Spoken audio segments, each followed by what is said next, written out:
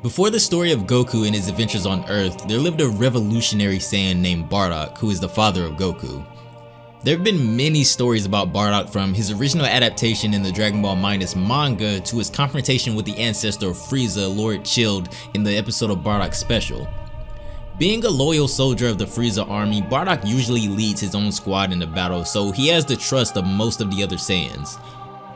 After his vision of Frieza's betrayal, Bardock starts a rebellion that eventually leads to the inevitable destruction of planet Vegeta, as well as the entire Saiyan race.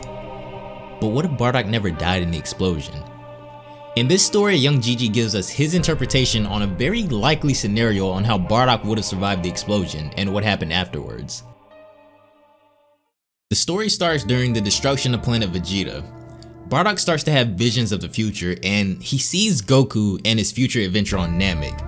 He also sees a glimpse of Goku's eventual Super Saiyan transformation, but only for a second. Before Bardock is engulfed by the explosion though, a Yardrat uses the instant transmission technique to teleport to him right as he was about to be killed and gets him out of danger. Having no home to return to, Bardock's only goal at this point is his revenge on Frieza. From this moment forth, Bardock undergoes intense training on planet Yardrat.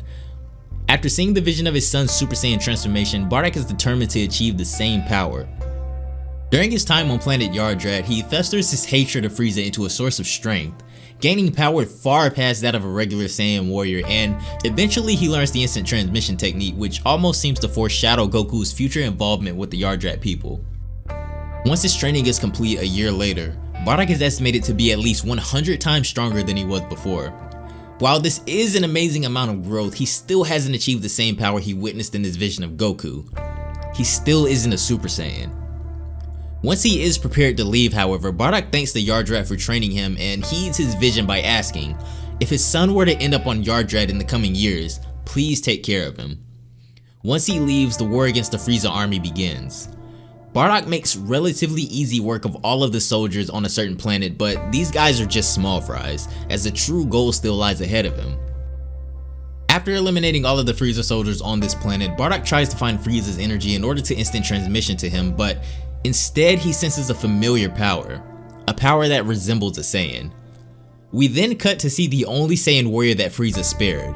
His name is Papole, and he was spared mostly because he's very easy to control and his loyalty is never in question. He just does what he's told without a question in the world, almost like a robot. We're only led to know a little bit about Papole, but from what's presented, he is a Saiyan from another royal bloodline separate from Vegeta's. His immense fighting ability along with his unquestionable obedience led Frieza to favor Papole even over King Vegeta. Once Bardock confronts Papole, he immediately tells him the truth about what happened to planet Vegeta. Much like the original storyline, there were a few Saiyans that survived the destruction of planet Vegeta. The only ones that did survive, however, were all told that a meteor had clashed with the planet and that was the cause of the explosion. At first, Papole is skeptical, but his uncertainties later turn to confirmation when one of the Frieza soldiers lets it slip that Frieza spared Papole. Bardock then goes on to ask Papole to join forces with him, but of course Papole is unsure because he himself cannot sense Bardock's immense power, which, after the training on Yardrat, exceeds 1.5 million. Bardock shows him a preview of his new power and tells Papole to measure it with his scouter. The numbers skyrocket aggressively from 15 to 20, all the way to 50,000 before the scouter eventually explodes. After this display, Papole is convinced, and the two begin their revenge on Frieza and his army. While simultaneously training Papole, the two Saiyans have been picking apart Frieza's empire one planet at a time. After they dominate one of Frieza's planets, they simply move on to the next one, but the two have learned to suppress their power levels, so when they leave a planet, they're untraceable. Frieza sends two of his best warriors to their last known location, a small planet on Frieza's market where the two have been staying for the past week in order to train and heal up. Their names are Gabella and Toby, and they're stated to be around the same power levels as that of the Ginyu Force. Once they arrive, Bardock tells Papole to fight them by himself as part of his training. This goes about how you would expect at first, with Papole being more than enough for these two. Not completely used to his new powers, however, Papole eventually loses the upper hand, and this is when things actually get bad for Toby and Gabella.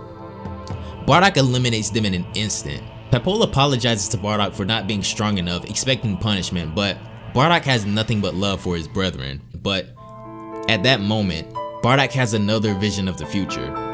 All he can see is Papole, bloodied and battered in his arms, with tears running down his face, and a second later, he dies.